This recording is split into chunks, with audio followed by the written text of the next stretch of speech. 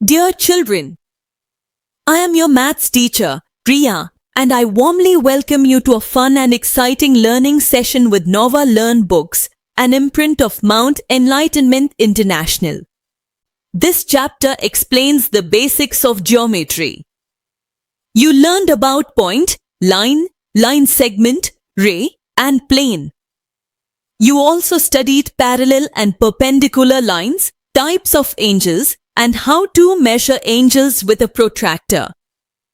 You learned about circles and their parts, center, radius, diameter, chord, and arc, and that diameter is twice the radius. Finally, you explored patterns, tiling, and tangram, showing how geometry is used in everyday life.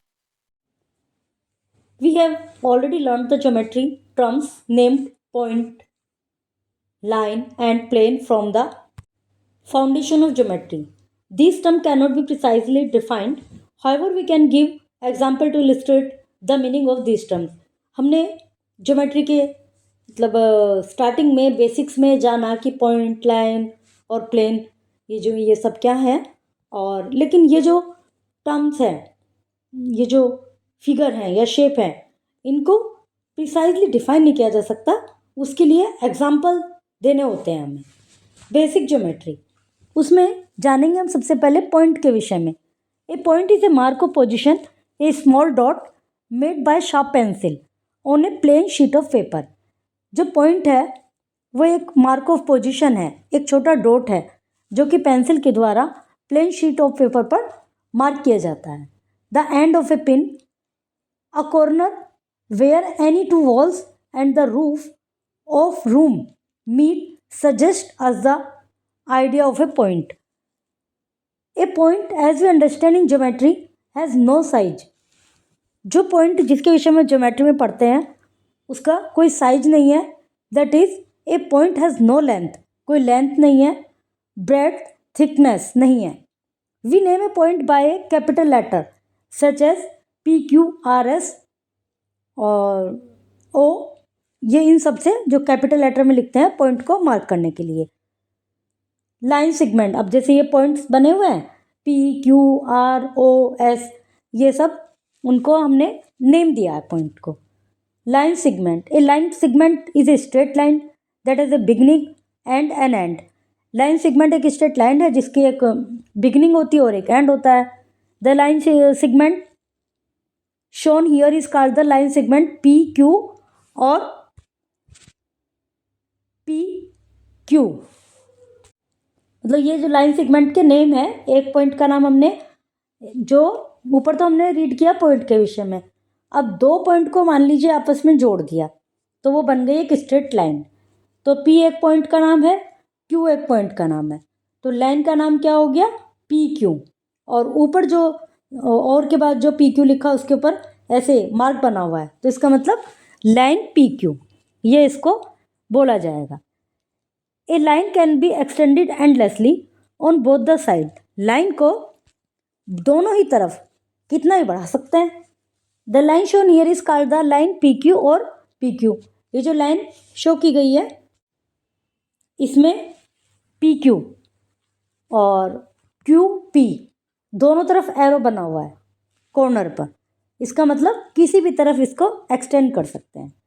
The basic idea of A line it's straightness and it extend indefinitely in both the direction. जो line का basic idea है वह यही है कि line straight होती है, straightness है उसका आइडिया, और उसको इन्फिनिटली किसी भी डायरेक्शन में, दोनों डायरेक्शन में बढ़ा सकते हैं. It can not be wholly drawn on a paper. In practice, only a portion of a line is drawn and arrow heads are marked on its two ends, indicating that it extends infinitely in both the direction. यदि लंबी line काफ़ी हमने line को जितना last तक किया है उसको पूरा पेपर पे नहीं हमने ड्रॉ कर रहे हैं तो उसमें दोनों तरफ एरो बना दिया जाता है कि लाइन किधर भी साइड इसको एक्सटेंड कर सकते हैं. Parallel lines, two lines which do not intersect each other at any point, even if extended to infinity, are called parallel lines. यदि दो लाइन साथ साथ ही बढ़ती हैं, किसी भी डायरेक्शन में उनको बढ़ाया जा सकता है और कहीं भी वो एक दूसरे को इंटरसेक्ट नहीं करती है, कहीं भी एक दूसरे को नहीं काटती, तो उनको पैरेलल लाइन कहा जाता है। Thus two lines are parallel, दो लाइन को जब भी पैरेलल कहा जाता है यदि they lie on the same plane पर हैं, they do not have any common point in between them, कोई भी कॉमन पॉइंट नहीं है उनमें, उनके बीच में कहीं भी कोई भी ऐसी जगह नहीं है जहाँ वो एक दूसरे को टच कर रही हैं, कनेक्ट कर रही हैं। The distance between the two lines always remain same at any point, दोनों लाइन की जो बीच की दूरी है वो किसी हर पॉइंट पर सेम हो। मतलब यदि ये जो दो लाइन है, एक का नाम पी क्यू रख लेते हैं, दूसरी का आर एस रख लेते हैं, तो पी क्यू और आर एस दोनों जो लाइन है, यह इसमें लिखा हुआ है एम और एन, जो एम और एन दो लाइन है, इनको कितना भी आगे बढ़ा लो या इधर बढ़ा लो तो दोनों के जो बीच की दूरी है वो सेम ही रहे, तो वे पैरेलल लाइंस कहलाती हैं। For example, the track of a railway line opposite edge of a ruler and the opposite side of a blackboard show parallel lines. जो रेलवे लाइन के अपोजिट एज हैं या black board के जो opposite edge हैं, वो वहाँ पर यदि लाइन ड्रॉ की जाए तो वो पैरेलल लाइंस कहलाएंगी। The symbol of for parallel lines is, ये इनका सिंबल है। In the given figure M, ये इनका सिंबल है, ये जो फिगर में एम और एन लाइन दी गई हैं ये एक दूसरे के पैरेलल हैं। तो in the given figure M parallel N, M जो लाइन है वो एन लाइन के पैरेलल लाइन है। Two rays are parallel in the corresponding lines determined by them are parallel. Two segments are parallel if the corresponding lines determined by them are parallel. तो ये तो हो गई parallel line जो कि एक दूसरे के पैरेलल चलती हैं, हर पॉइंट पर उनकी डिस्टेंस सेम रहती है, कहीं भी वो एक दूसरे को इंटरसेक्ट नहीं करती। अब है perpendicular lines, two intersecting line, जो दो इंटरसेक्टिंग लाइंस होती हैं and M are said to be perpendicular to each other if one of the angle formed by them is a right angle, and we write, ये इसका sign होता है m, read as line is perpendicular to m। यदि वो जो m और line थी जो ऊपर थी वो तो कहीं भी इंटरसेक्ट नहीं कर रही थी, उनके बीच की डिस्टेंस सेम थी। अब ये जो m और n लाइन है ये जहाँ इंटरसेक्ट कर रही हैं वह 90 डिग्री का वो बन रहा है, एंगल बन रहा है, तो इस तरह की लाइन परपेंडिकुलर कहलाती हैं। तो अब हम कह सकते हैं ये जो इस तरह से हमने इनको ड्रॉ किया है, देखिए इधर भी 90 डिग्री है, इधर भी 90 डिग्री, फोर साइड्स में 90 डिग्री का एंगल बन रहा है जहाँ एक दूसरे को इंटरसेक्ट कर रही हैं। तो इस प्रकार हम लिख सकते हैं line parallel M to N. अच्छा, एल नाम दिया गया है, एक लाइन का एल नाम है जो हॉरिजॉन्टल लाइन है, और जो वर्टिकुलर लाइन है उसका है एम। तो हम कह सकते हैं कि M read as L is perpendicular to M. जो एल लाइन है वो एम के परपेंडिकुलर है, वो लाइन ऐसे खिंची हुई है और ये उसको क्रॉस करती हुई 90 डिग्री का एंगल बना रही है, तो ये इसकी परपेंडिकुलर लाइन है। Line that meet on cross और cross at right angle are perpendicular to one another. जब लाइन राइट एंगल पर क्रॉस करती हैं तो एक दूसरे के परपेंडिकुलर होती हैं। A right angle is usually marked by a box as shown in the figure. जो राइट एंगल है उसको ऐसे बॉक्स से शो करते हैं।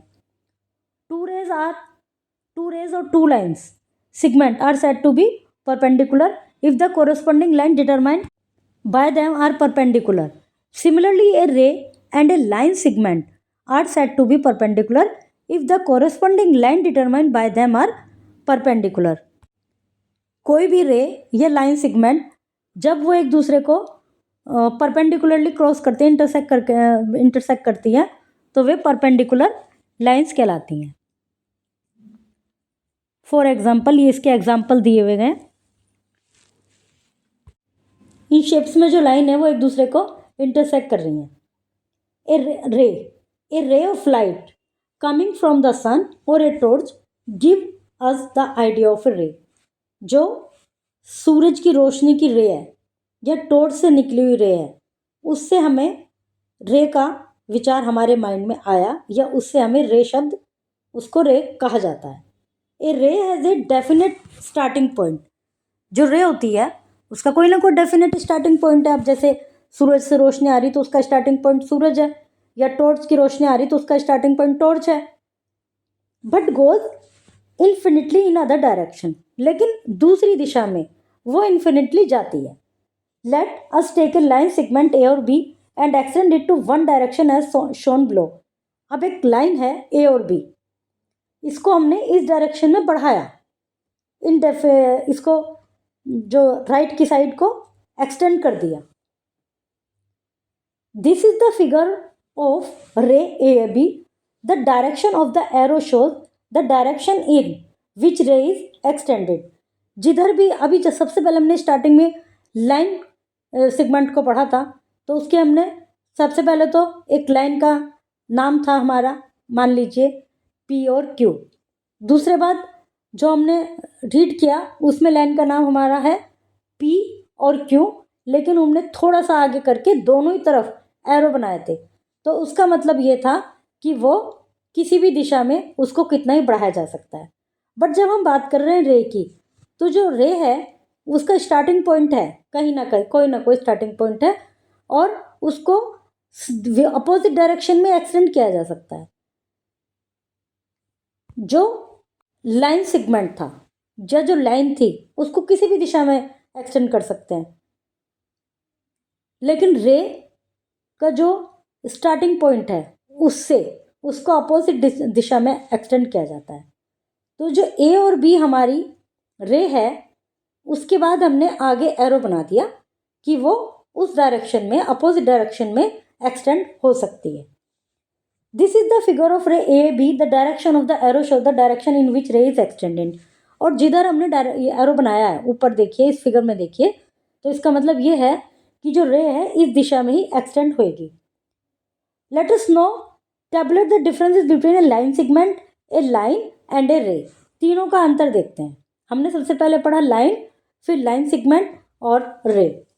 परपेंडिकुलर लाइन बीच में रीड की थी, बट लाइन सेगमेंट अलग बात कर रहे हैं, परपेंडिकुलर लाइन से वो पैरेलल और परपेंडिकुलर लाइन वो अलग बात हो गई। अब जो डिफरेंस जानना है हमें, वो जानना है लाइन सेगमेंट में, लाइन में और रे में। We can draw a line segment on the surface of a paper. जो लाइन है हम किसी पेपर पर ड्रॉ कर सकते हैं। Line, we can draw a line on a paper but can only represent it. Line segment को तो हम पेपर पर, सरफेस पर ड्रॉ कर सकते हैं, लेकिन लाइन को हम पेपर पर ड्रॉ नहीं कर सकते, रिप्रेजेंट कर सकते हैं। वी कैन ड्रॉ ए रे on a paper but can only represent it. हम पेपर पर जो रे ड्रॉ करते हैं वो उसको रिप्रेजेंट करने के लिए करते हैं।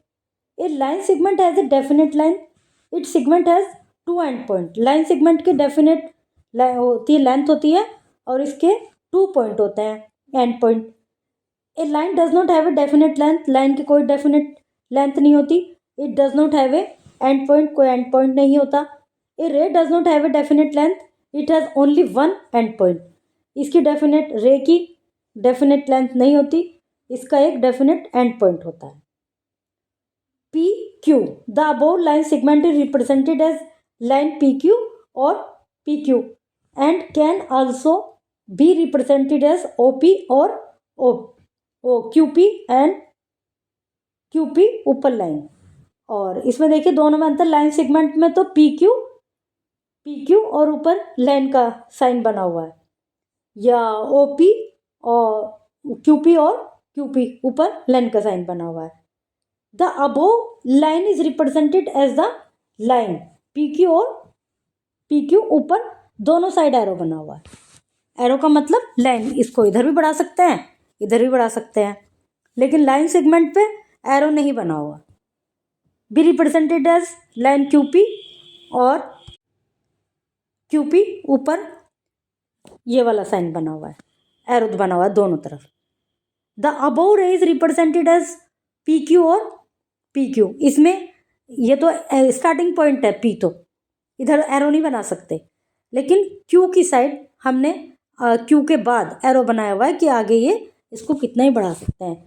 दोनों में अंतर क्या है, जो लाइन सेगमेंट है उसमें उसको दोनों तरफ से नहीं बढ़ा सकते, लाइन को दोनों तरफ से बढ़ा सकते हैं, रे को केवल राइट तरफ से बढ़ा सकते हैं, मतलब स्टार्टिंग पॉइंट से अपोजिट साइड में।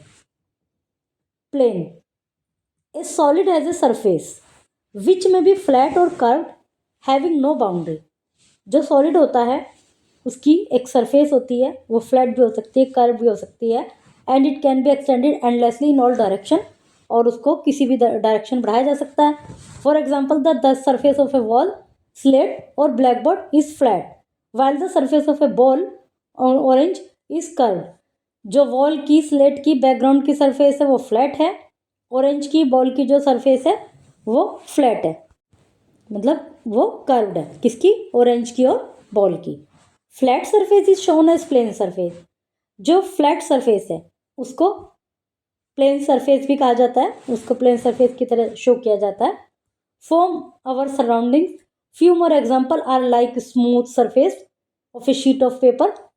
हमारे जैसे अभी हमने दीवार का और स्लेट का, ब्लैक बोर्ड का एग्जाम्पल दिया, इसके अलावा और भी कई हमारे अराउंड चीज़ें हैं, जैसे स्मूथ पेपर है, surface of a sheet of paper, dining table top, a surface of calm, water in a pool. A plane is named by taking 3 points. जो प्लेन है उसके 3 पॉइंट्स होते हैं, which are not in the same line, जो कि same line में नहीं होते। Which of the following statement are true, इनमें से कौन कौन से ट्रू है। A line segment has no length, उसकी कोई लेंथ नहीं होती, ट्रू है, फॉल्स है। Every ray has a definite length, a ray A B is the same ray as B A. A line segment has 2 end points, a ray has only 1 end point. Count the number of the line segment, draw in each of the adjoining figure and name them. अब देखिए इनमें line segment को किस तरह से count करेंगे। आपको इसमें जहाँ भी लाइन दिखाई दे रही है 1 2 3 4 5, ठीक है, 5 लाइन हो गई। अब यदि कहा जाए, पहले वाले शेप की बात कर रहे हैं, यदि कहा जाए इनके नाम लिखिए, तो एक लाइन तो हो गई ए बी, एक हो गई ए सी, एक हो गई बी सी, एक हो गई ए डी, एक हो गई बी ई, तो ये उनके नाम हो गए। ऐसी सेकंड वाली फिगर को काउंट कीजिए कितनी लाइन है। Draw a figure for each of the following, इनके लिए एक फिगर ड्रॉ कीजिए।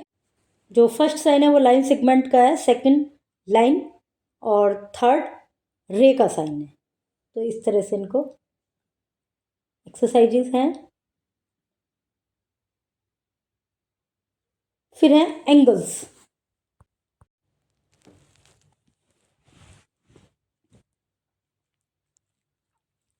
Angles. In class 4th we have learned that when two rays have a common end point. Class 4th में हमने जाना कि जब 2 रेज का एक कॉमन पॉइंट हो, दे फॉर्म एन एंगल, वे एक एंगल फॉर्म करते हैं। In this figure 2 rays O P and O Q have a common end point O. देखिए इधर बिल्कुल लेफ्ट में ओ है और ऊपर की साइड है क्यू, सामने की साइड है पी। तो ओ पी और ओ क्यू इनका एक कॉमन, जहाँ एक पॉइंट है जिस पर दोनों मीट कर रहे हैं, एंड कर रहे हैं, वो है O. So they form an angle P O Q. कहाँ से लिया हमने, पी ओ क्यू, ये एंगल फॉर्म कर रहे हैं। The common end point is called the vertex and rays O P and O Q are called the arms of angle.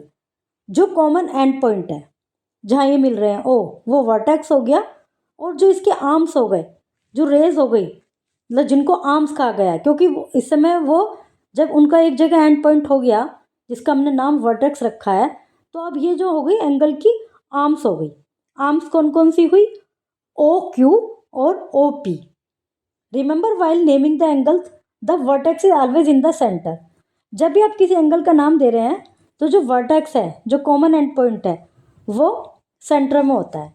Interior and exterior of an angle, interior और exterior.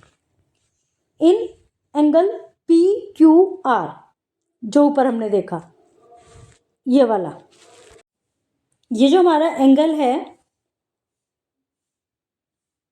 P, ऊपर से start किया PQR, the shaded portion between the arms OP, जो shaded portion है P और इनके बीच में, Q और P के बीच में, एंड Q और R के बीच में, Q और P और Q और R, इनके बीच में जो शेडेड पोर्शन है जिसमें लाइन्स है, वो शेडेड पोर्शन से मतलब ये है। तो of the angle PQR can be extended infinitely, जो एंगल बना है इन दोनों के बीच में, QP और QR के बीच में, QP, P तो ऊपर है, QR इधर, इसके बीच में जो स्टार्टिंग में बना हुआ है छोटा सा, देखिए जो इस तरह से लाइन बनी हुई है, वो छोटा एंगल है। उसके बाद हम इसको कितना ही बड़ा कर सकते हैं, यदि थोड़ा सा और आगे करें जहाँ Z और Y लिखा है तो ये और बड़ा एंगल बन जाएगा, और बिल्कुल लास्ट में करें जहाँ लाइन है, लास्ट वाली लाइन, वहाँ पर इस तरह से बनाए एंगल तो ये और बड़ा बन जाएगा। The position is called the interior of the angle, तो ये एंगल की इंटीरियर पोजिशन है, जो शेडेड पोर्शन है, जो हमने ये पहले एक नीचे लाइन की हुई है, बाहर की तरफ ये गोला बना हुआ है ना, इसमें अंदर की तरफ देखिए इंटीरियर की बात चल रही है, एक ब्लैक लाइन है, उसके बाद ये बहुत सारी लाइन है, फिर Z और Y पॉइंट को देखिए, यहाँ पर यदि एंगल बनाया जाए, उसके बाद लास्ट में बनाया जाए, ये सारा पोर्शन इंटीरियर है एंगल का। X is a point in the interior of the angle, X interior में है, Z पॉइंट से X और Y, इनको एक ऐसे लाइन ड्रॉ कर दीजिए जैसे बिल्कुल कोने में है, तो ये एंगल कहाँ बन रहा है, इंटीरियर में। The point Y lies in the exterior of the angle, जो पॉइंट Y है ये वाला, यदि अंदर की बात छोड़ के अब बाहर की तरफ देखें, Y, the point Z lines of the angle, जो ये पॉइंट बना हुआ है जिस पर Z लिखा हुआ है, जिस पर Y लिखा हुआ है, जिस पर X लिखा हुआ है, तीनों को ध्यान से देखिए तो आपको क्या नज़र आ रहा है कि X तो इंटीरियर में है एंगल के, Z बिल्कुल लाइन पर है, और Y एक्सटीरियर में है, बाहर है एंगल के, लाइन के, ये समझिए। हियर एंगल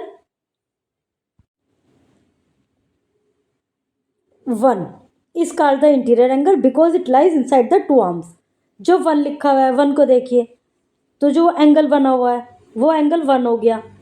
बाहर की तरफ देखिए, बाहर जो गोल बना हुआ है जहाँ पे 2 लिखा हुआ है, वो जो एंगल 1 है वो इंटीरियर में है, जो एंगल 2 है वो एक्सटीरियर एंगल कहलाएगा, क्योंकि वो इस एंगल से बाहर है। So whenever 2 rays meet, जहाँ 2 रेज मिलती हैं, 2 angles are formed, 1 an interior angle and other an exterior angle. तो जहाँ पर ये 2 रेज मिल रही हैं OQ, तो हम ये कह सकते हैं कि जहाँ पर 2 रेज मिलती हैं वहाँ वो एंड पॉइंट होता है, उस एंड पॉइंट पर 2 एंगल बनते हैं, एक उसके अंदर जिसको हम इंटीरियर एंगल कहेंगे, और एक उस पॉइंट के बाहर जो एंड पॉइंट के, जिसको हम एक्सटीरियर एंगल कहेंगे। एंड पॉइंट कौन सा हुआ, Q, और वहाँ पर कौन कौन से रेज मिल रही हैं, QP और QR, ये Q पर आकर मिल रही हैं, तो एक इंटीरियर एंगल हो गया, एक एक्सटीरियर एंगल हो गया। The size of an angle is measured by the amount of turn और rotation of 2 arms and not by how long the arms appear to be, जो एंगल का साइज है वो दोनों आर्म्स के एक्सटेंड पर या उनके, ये समझ लीजिए रोटेशन पर माना जाता है कि वो कितना रोटेट हो रही हैं, और उनकी लंबाई पर नहीं माना जाता, जहाँ पर कि वो जो एंगल बन रहा है वो कितना रोटेट हो रहा है उसके अकॉर्डिंग माना जाता है। ये देखिए अब ये 3 एंगल बने हुए हैं, इसमें आप देखिए कि ये लाइंस जो हैं, जो ऊपर वाली है जो ऐसे हॉरिजॉन्टल लाइन है, और जो नीचे की साइड आ रही है, ये चाहे कितनी भी बड़ी हो लेकिन डिपेंड करेगा कि उनमें रोटेट कितना हो रहा है। जैसे पहले वाला जो A है, एंगल A, वो कुछ बड़ा लग रहा है B की अपेक्षा, और B है वो कुछ बड़ा लग रहा है C की अपेक्षा। कारण किस वजह से हो रहा है, जो लाइन्स हैं उनके टर्न, जहाँ वो टर्न हो रही हैं उस पर डिपेंड कर रहा है। टाइप्स ऑफ एंगल, एंगल के types. Acute angle, an angle whose measure is less than 90 degree is called acute angle. Angle AOB shown in the adjoining figure in the equal to 60 degree. So angle AOB is an acute angle. जो angle 90 degree से कम होता है वो acute angle कहलाता है। तो जो angle AOB है जो सामने इस फिगर में दिखाया गया है वो एक्यूट एंगल है। Right angle, an angle whose measure is 90 degree, जिसकी राइट 90 डिग्री होती है। 90 डिग्री का तो मतलब ये है कि बिल्कुल जो लाइन्स हैं वो एक दूसरे को ऊपर स्ट्रेट, ऊपर की वर्टिकली भी स्ट्रेट और हॉरिजॉन्टली भी स्ट्रेट। और इसको अभी आगे मापने का तरीका भी सीखेंगे प्रोटेक्टर के द्वारा कि एंगल को कैसे नापते हैं।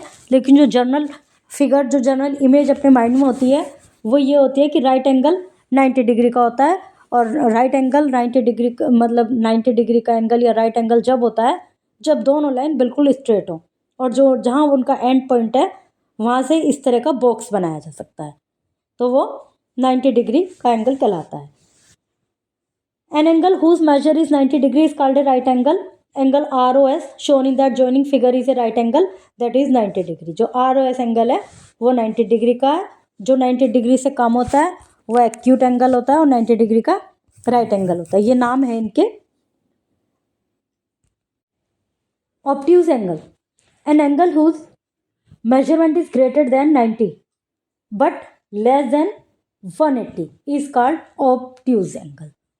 90 से जो कम था वो एक्यूट था, 90 राइट था, 90 से ज़्यादा ऑब्ट्यूज। लेकिन 90 से कितना ज़्यादा है? क्योंकि 180 से कम, 90 से ज़्यादा और 180 से कम। ऑब्ट्यूज एंगल, एंगल ROS, देखिए ROS इज ऑब्ट्यूज एंगल। जो स्ट्रेट है वो 90 है, अब ये गया है बाहर की दूसरी दिशा में तो ये ऑब्ट्यूज हो गया। अंदर की साइड जाता तो एक्यूट हो जाता। Straight angle, an angle whose measure is 180 is called a straight angle. 180 बिल्कुल एक तरह से straight line. Angle AOB shown in the adjoining figure is a straight angle. A straight angle is equal to 2 right angle. 2 right angle के बराबर होता है। मतलब जो लाइन बिल्कुल स्ट्रेट थी, जो 90 डिग्री का फॉर्म एक्शन बना रही थी, वो बिल्कुल साइड में आ गई है, बिल्कुल एक तरह से एक इसके हॉरिजॉन्टल लाइन बन गई है, तो वो 180 का हो गया। 90 का double 180। Reflex angle, an angle whose measure is more than 180 but less than 360 is called reflex. अभी हमने ये देखा था कि 180 से कम हो तो होगा हमारा ऑब्ट्यूज और 180 से ज़्यादा हो जाएगा, नीचे की साइड आना शुरू हो गया मतलब, तो वो हो गया रिफ्लेक्स एंगल। 180 से ज़्यादा, 360 से कम, तो रिफ्लेक्स एंगल। और कंप्लीट एंगल कब होगा?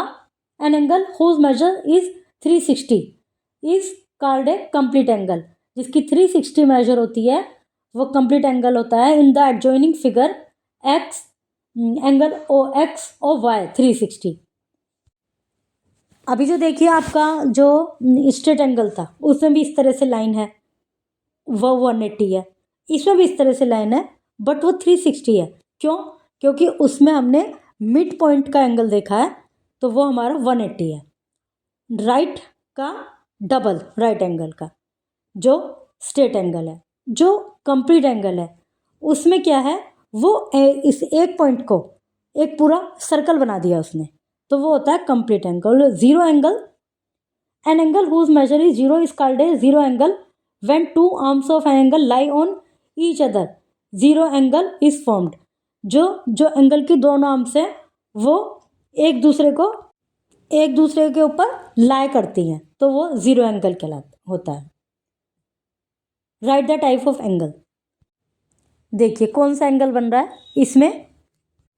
फर्स्ट में तो देखिए आपको क्या दिखाई दे रहा है कि 90 से ज़्यादा बट 180 से कम। इसमें 90 बिल्कुल। जो थर्ड वाला है उसमें 90 से कम, फोर्थ में भी 90 से कम, और फिफ्थ में देखिए बिल्कुल कंप्लीट एंगल। तो इस तरह से इनके नाम लिखने हैं। Classify the following angle into acute, obtuse, right, straight, zero and reflex. इसमें लिखिए इनमें, जैसे 45 किस में आएगा, 160 किस में आएगा, 80 किस में आएगा, ये सब नाम दिए हुए हैं। Measuring an angle using a protractor, protractor use करके एंगल को कैसे नापते हैं। Protractor is an instrument for measuring और constructing an angle of a given measure. Protractor जो होता है उसका यूज एंगल को नापने के लिए या कंस्ट्रक्ट करने के लिए किया जाता है। It is a semicircular piece of metal और प्लास्टिक, सेमी सर्कुलर पीस होता है मेटल का, प्लास्टिक का, which is marked in degree, जिस पर डिग्री डली होती हैं, फ्रॉम 0 to 80, 0 से 80 तक, from left and right as shown in the adjoining figure. Left और राइट इस तरह से शो किया होता है। फिगर में क्लियर नहीं हो रहा, आप सचमुच में जो आपके पास फिजिकली जो प्रोटेक्टर होगा उसको देखिए। The centre is O of the piece is called mid point of its base. जो सेंटर में होता है, ये जो ऐसे बना रहता है ना छोटा सा, उसको देखिए बीच में, आप फिजिकली प्रोटेक्टर को देखिए, उसमें जो बीच में सेंटर में ओ लिखा है वो मिड पॉइंट होता है। In order to measure angle P O Q, place the protractor in such a way that its centre is exactly on the vertex O. आपको जो एंगल नापना है उसमें प्रोटेक्टर को इस तरह से रखिए कि जो उसका सेंटर पॉइंट है वो ओ पर आए, एंगल के vertex O on the angle. जो एंगल का ओ है, वर्टेक्स है, उस पर ओ आना चाहिए।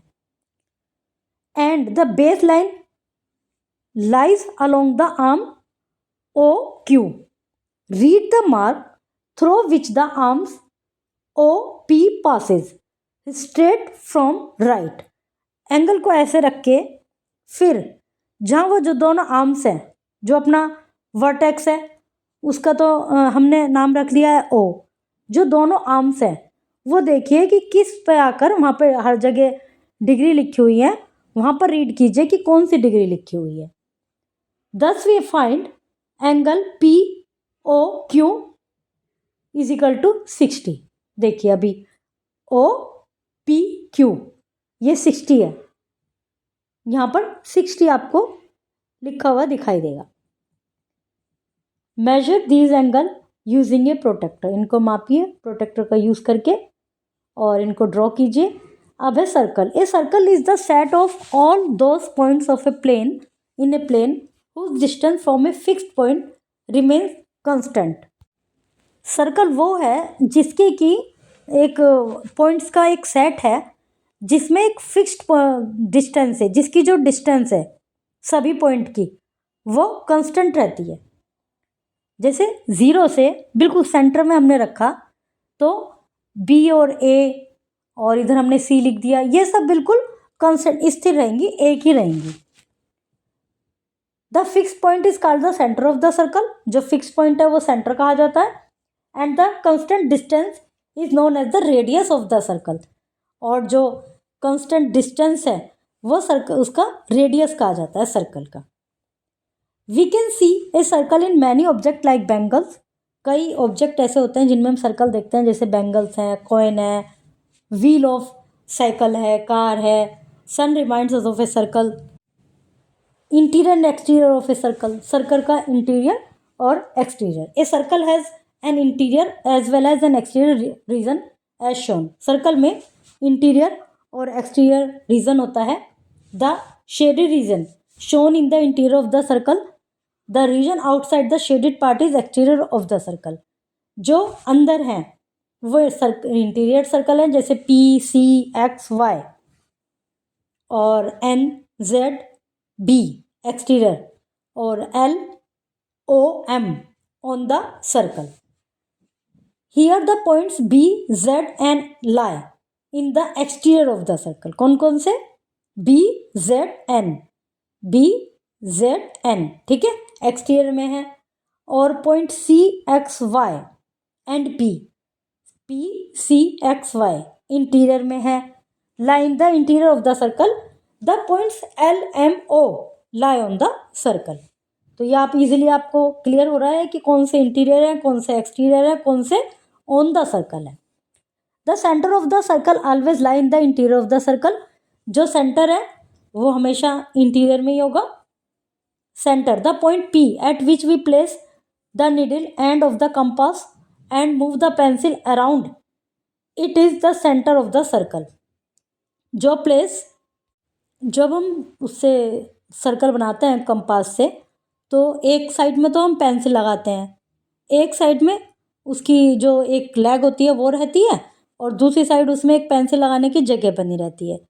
तो जो इंटीरियर होता है वो वाला एरिया होता है जहाँ हम कंपास के वो पिन रखते हैं, सुई रखते हैं, जिसके ऊपर ऐसे खड़ा करके पेंसिल वाले पार्ट को फिर चलाते हैं. तो जहाँ हमने कंपास को रखा, जहाँ उसकी सुई को रखा, वो हमारा इंटीरियर हो गया. The centre of the circle lies in interior. Circumference, the length of boundary of the circle is it's circumference. अब हमने जो सर्कल बनाया, हमने उसके चार ओर ऐसे डॉट डॉट करके जो लाइन बनाई हुई है, ये हमारी सर्कमफ्रेंस हो गई. In other word it is the parameter of the circle. ये सर्कल का एक तरह से एक पैरामीटर हो गया. अब रेडियस और डायमीटर में क्या अंतर है? The line segment joining the center of any point on the circle is called the radius of the circle. Radius. The line segment joining the center to any point on the circle is called the radius of the circle. Take any point B on the circle and join it to with the center A. The line segment AB is the radius of the circle. Not AB is equal to AC is equal to AD ready. ये उनको कहा जाता है. इसको explain करती हूँ अभी कि जो रेडियस जो होता है वो क्या होता है. सर्कल में सेंटर पॉइंट लेकर उस पर, और सेंटर पॉइंट वो होता है जो कि आपने कंपास में जहाँ उसका कंपास का पॉइंट रखा है, दूसरी साइड तो पेंसिल है, पेंसिल से तो ये सर्कल बन गया. लेकिन जहाँ ये वाली साइड है, जो कंपास की साइड है, वो जहाँ रखी है वो उसका सेंटर है. उस सेंटर पर आप नाम दे दीजिए उसको A. उसके बाद जो सर्कल है उस पर कहीं भी एक पॉइंट मार्क कीजिए. उस पॉइंट से A की लेंथ नापिए कितनी है, तो वो सर्कल कहलाएगा. उसके बाद आप कहीं एक पॉइंट और मार्क कर दीजिए, जैसे B कर दिया, फिर C कर दीजिए, फिर D कर दीजिए. तो आप देखेंगे सबकी A B is equal to AC, AC is equal to AD. मतलब इन सब की एक ही आएगी. जो AB की आएगी वही AC की आएगी, जो AD की आएगी वही AB की होगी, वो AC की होगी, सब इक्वल होंगी. Diameter. Let us produce the radius AB to meet another point O on the circle. जो हमने AB बनाया है, अब एक पॉइंट और बना लेते हैं इसके जस्ट सामने O. We get a line segment OB with its end point O and B on the circle. It passes through the center A. Such a line segment is called a diameter. तो जो हमने O point बनाया है उससे B को मिलाइए और इस तरह से मिलाइए कि वो जो सेंटर है A उसको क्रॉस करता हुआ वो लाइन सेगमेंट जाए. तो ये हमारा डायमीटर होगा. The length of A diameter is a circle is twice the length of the radius of the circle. जो डायमीटर है, डायमीटर की जो लाइन सेगमेंट है या डायमीटर की जो लेंथ है वो उसकी दुगनी होती है जो कि सर्कल का रेडियस है. जैसे जो ये था A और B, तो जो B और O लाइन होगी वो इसका अपोजिट होगा. मान लीजिए ये आया आपका 2 सेंटीमीटर, तो जो O पॉइंट बनाया है B से O को जो मिलाया है A को क्रॉस करते हुए वो होगा 4 centimetre. OA is equal to 2.5 centimetre, AB is equal to 2.5 centimetre, then OB is equal to 2.5 plus 2.5 is equal to 5 centimetre. Chord. The line segment joining any 2 points on the circle is the chord of the circle. The end point P and Q of line segment PQ lie on the circle. ये PQ जो lines है ये chord है, RS chord है, TU ये सब line chords हैं. और जो डायमीटर है वो भी इसकी पूरी मतलब पॉइंट को ऐड करती है. लेकिन डायमीटर और chord में क्या अंतर है कि डायमीटर जो होता है वो एक जो सेंटर पॉइंट है A जिसको हमने A माना है उसको क्रॉस करके जो लाइन जाती है, जो लाइन वो लाइन सेगमेंट जो होता है वो डायमीटर कहलाता है. और उसकी जो लेंथ है वो रेडियस का डबल होती है. लेकिन chord की जो लेंथ है तो जो दो लाइन सर्कल के किसी के दो जो लाइन सर्कल के किन्हीं दो पॉइंट को ज्वाइन करती हैं वो कॉर्ड कहलाती हैं। कॉर्ड्स ऑफ सर्कल में और may not be equal in length.